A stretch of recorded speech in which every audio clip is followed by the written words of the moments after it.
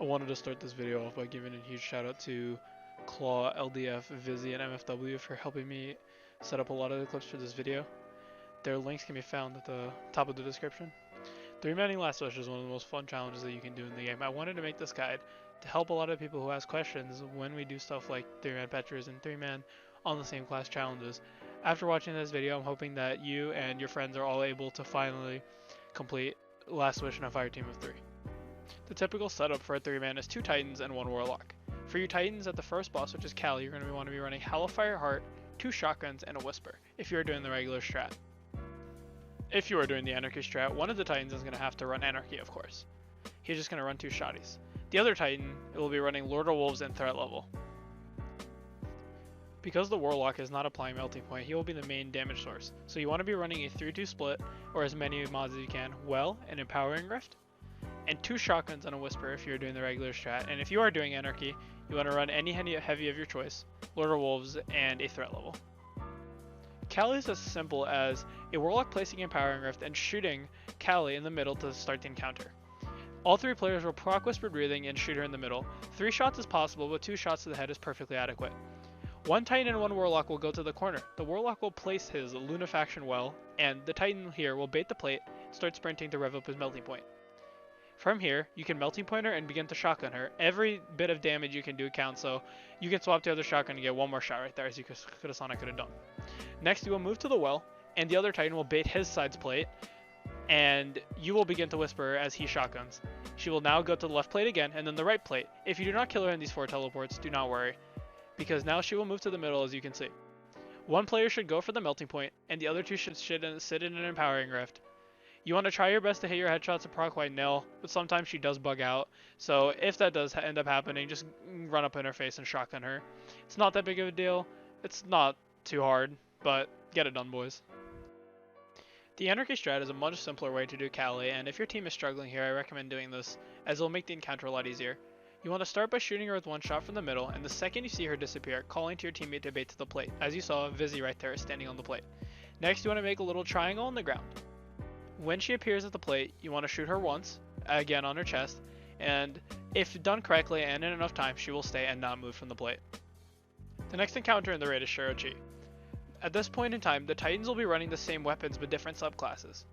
The first Titan will want to run an Arc Titan with Instrumental Skull for top tree or bottom tree, your preferable choice, a Rapid Fire Frame Sniper, Nation of Beasts or the Recluse for ad clear, and the Whisper of the Worm for boss damage. The other Titan will be running a mid-tree Sentinel with Void Wall Nades and Towering Barricade. Their weapon loadout will be the same, and Doomfang Pauldrons is the exotic I recommend this player to use. For Shuro Chi, I will recommend the Warlocks to be using 2 shotguns, any shotguns if you're liking, Thunderlord, as well as Phoenix Protocol, and be spamming wells. A Taken Armaments mod to get infinite Thunderlord ammo is also very appreciated. For Shuro Chi, I will only be showing you 1 floor, but I will be walking through step by step for each floor.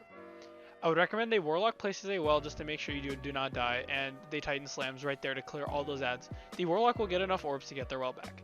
Right here, you want to make sure you're killing Knights, just for quality of life's sake, because if Knights are killed before the Thralls, only 1 spawn of ads will happen on the plate.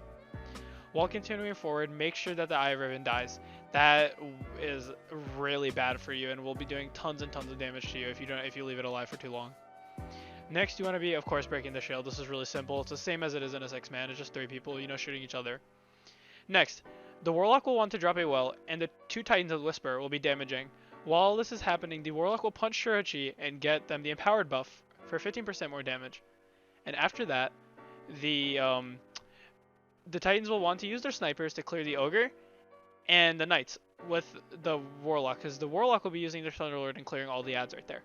Next, we would like to move forward.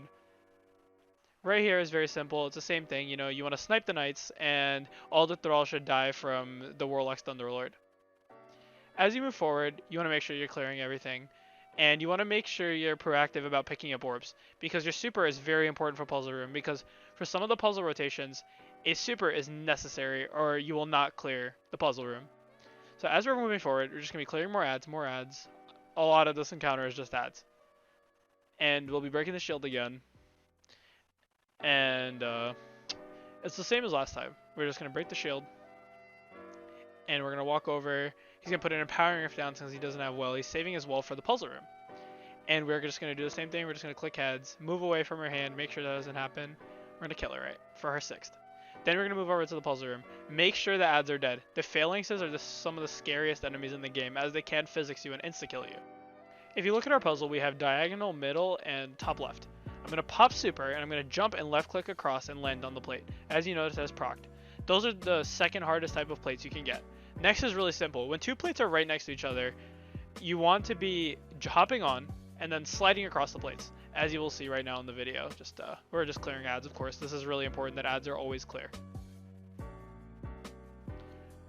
I would recommend waiting for both of the failing spawns that happen after you clear the 2 thralls. So you're going to hop on, you're going to begin your sprint and slide across. Perfect. And that's basically how you do Puzzle Room in a 3-man, but there's one thing we have to cover. Now is the dreaded 4 corners. This is a very hard tactic, and what you want to do is sprint, jump, and left click. It is extremely inconsistent from what we've been able to tell, but hopefully one day you guys will get it done. The next encounter on the list is Morgeth. All players must be using the same weapons, which is Threat Level, Recluse, and Whisper, which is what I will recommend. The Warlock should be on Lunafactions, and the Titan should be on Code of the Commander Sentinels. So this is a really crude drawing that I did of the Morgeth encounter, and I thought that doing this in a diagram instead of showing like parts of gameplay will be a lot easier to explain to someone who is new to 3-manning Last Wish. Right here is the typical setup for the 3-man Morgeth strat, which is a Titan on the left side and a Titan and a Warlock on right side. The Warlock will begin the encounter by picking up the Taken Strength in the middle that is in front of Morgeth.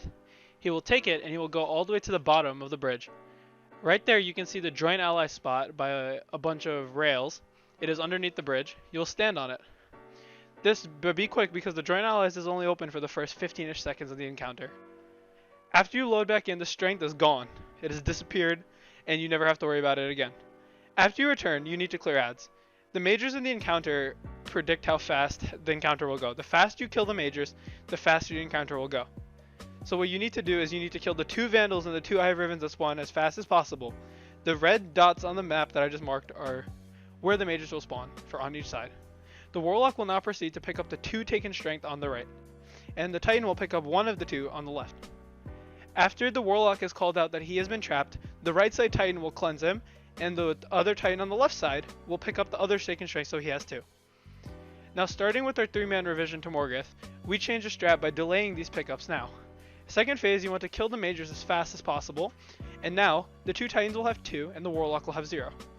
The 2 Titans want to get next to an Eye of Riven with the Warlock, and he'll be holding the relic, and the second they get trapped, the Warlock needs to cleanse the Titan that is trapped. Then the Titans will now pop their Sentinels and pick up as many Taken Strength as they can, as fast as they can.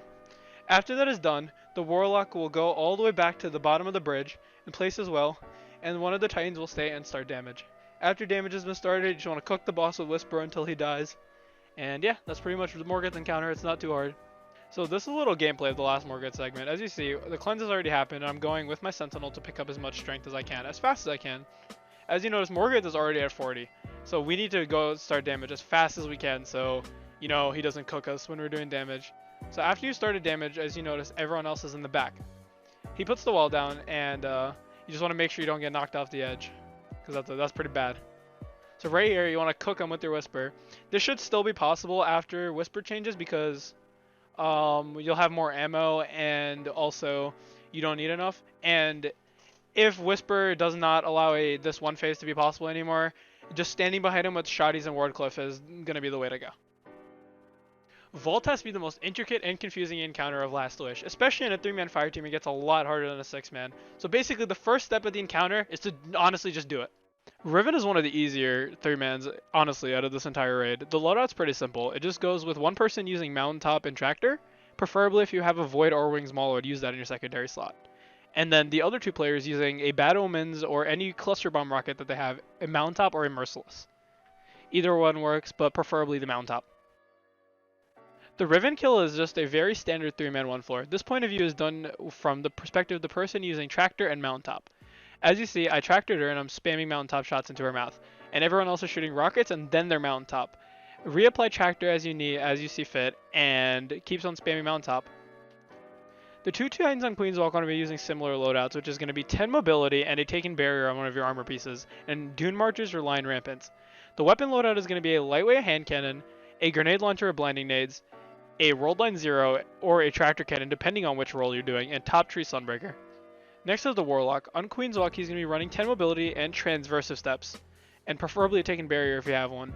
Jotun is very good here for a specific purpose, and I will put that in the video obviously further on. And you want to be using middle tree Stormcaller for Pulse Wave. And if you do not have Jotun, I prefer that you use a Might of Multi-Tool to get the speed boost while you're holding the heart. The first pickup is by far the easiest job in 3-man Queenswalk. This will begin by you firing 2 Jotun shots to the ground, throwing a Pulse Nade, and picking it up and jumping as the Titan is about to shoulder charge you. Now up the tongue, you're going to be jumping so the Titan can give you a speed boost every time he shoulder charges you. He's going to do this 3 to 4 times when you're doing the simpler version of the launch, which is the ground launch, which is going to happen right here. He will hit you with the sword and he will jump after the sword hits you, propelling you to the end of the room. In the clip right now, I'm showing you the other method to get hit out of the mouth, which is the cheek launch. Right there is a method walking all the way from the right, straight ahead, and the other is just walking directly there and jumping at the end to make sure you get propelled. This is a very typical point of view from the first Titan. You're going to shoulder charge him right there. You're going to keep on shoulder charging him up. And it's very simple. You're going to keep shoulder charging him, and then right here, you want to line up the launch just like this. This is a mad launch, but it was still far enough. You're going to want to pop hammers and throw them as far as you can. This is the point of view of the other Titan while you were doing the first part. This is going to be him popping hammers after he gets cleansed and clearing the room as best as he can before. And you want to make sure that you're continuing getting cleansed after the launch. Right there, I'd missed the launch, but I had recovered it by hitting him on the ground again. After the heart is left on the ground, one of the other Titans will get picked. As you notice, it was not him in this point of view, so he will swap to his sword. The other Titan, which is me, ended up getting Assassin's Blade, the movement speed buff, by knifing it at. You want to go for that hit right there. We're going to replay that real quick. So right here, I actually slowed it down to make it a lot easier to see, but you want to line this hit up exactly as we do it. So if you're looking right here, I walk up to the thing, and as I'm on about halfway up the steps, he hits me right here, straight. You want to make sure it's at this angle so you avoid the bench and all the phalanxes in the middle. This exact hit will hit you across the room perfectly every single time. At this point in the run, the reset should be coming up soon. The golden rule that our team used for the resets was we'd count all the way to 0 because of mic delay, and we would pick up the strength when we heard the end syllable in the 1. This is the next part of 3-man Queenswalk, which is the lava launch. This is the perfect lineup for it, and that's the best hit you can get. To catch up, you want to jump on this platform and then shoulder charge midair right about here. As he doesn't do it in the POV, but it's a lot easier to catch up. You want to make sure that you grenade launcher those phalanxes with your flash and thunder or whatever blinding nade launcher you have. I'm going to replay it as it is right now, just so you can see it again. But this is about the safest and most consistent launch we've found for lava. Now this is the next part that happens. You're going to hit it at the entrance of vault. If it's pillar side, you're not going to jump, but if it is trees, you are going to jump so you can land directly into the room. And you want to walk as far as you can. You want to thermite nade all the thralls that spawn right there, you'll see it again. And then you want to tractor the knight. This will give you the movement speed buff from tempered metal from your grenade, and it'll give you the movement speed buff from the tractor cannon. Exactly how he does it in the video is exactly how you want to do it. This is the cleanest run ever. This next part itself is extremely easy. You want to pick up the heart, and you want to try to jump over the phalanx. And then you want to keep sprinting, avoid adds. The more buffs you have, the faster it'll be moving, obviously, which is why he keeps going. And the reset will be coming up, you know, the same roll as usual, but I'm not going to show that point of view because I already showed it earlier. And we're actually going to stop right here because I want to dedicate a full section to this part right here, which is the drop down. The dunk is extremely important in the drop down because it makes or destroys your run completely. So right here, as you notice, he got a really good drop down, and he held W and he landed at the top. So how do you do this, you say? So I'm going to slow it down real quick in this clip right here. And as you're dropping down, you're going to see a statue of a lady holding a ball all the way at the bottom. That's when I personally like to hold W, but this is one of those things that's like different from player to player, and it's like a feel thing, I guess. But if you notice, there's the lady with the ball statue. As soon as it disappears, I hold W. And you keep going, and you can land and dunk. Don't be too discouraged if you're about to despawn, because as I'm about to show you, you can actually dunk while you're getting TP'd into the heart.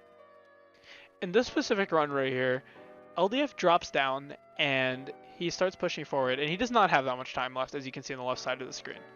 But as he's dropping, you notice how he's not stopping holding W. If you continue holding W even after you get TP'd in, you can dunk inside of the heart and clutch up your run completely.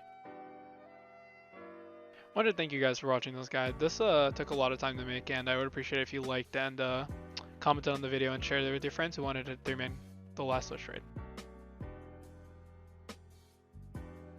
One last thing I wanted to say was shout out to Buff and LDF, because without them none of this would be possible about me doing all these 3-mans and stuff, because they are the people that, you know, got me and all of us into these challenges. And of course, shout out to Clawpoon, Addy for being the first people to show that 3-man Queenswalk was possible.